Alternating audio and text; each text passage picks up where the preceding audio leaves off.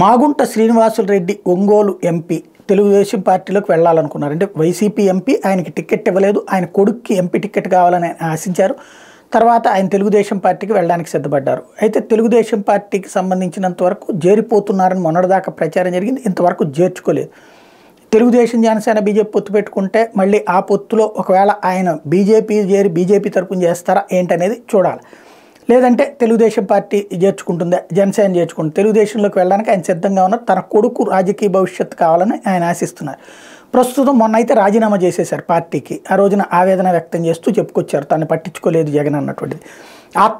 ఆత్మగౌరవం కోసం వెళ్తున్నాను. ఇప్పుడు తాజాగా ఆయన ప్రకాశం జిల్లా పొదిలి నిర్మమహేశ్వర స్వామి ఆలయానికి దర్శనానికి వచ్చినటువంటి సందర్భంలో మీడియా అడిగారు. మీడియాతో ఇష్టాగోష్ఠిగా మాట్లాడి నేను ప్రస్తుతం ఏ పార్టీలో నేను గాల్లో ఉన్నా, కొన్ని రోజులు అలా ఉండనియండి అని చెప్పుకొచ్చారు. ఆలయంలో ప్రవేశించినప్పటి నుండి బయటికి వెళ్ళేంత వరకు మాత్రం టీడీపీ నాయకులు వెనకాల ఉన్నారు. వైసీపీ నాయకులు కూడా కొంత దూరంలో ఉన్నా పట్టించుకోలేదు, మౌనంగా ఉన్నారు.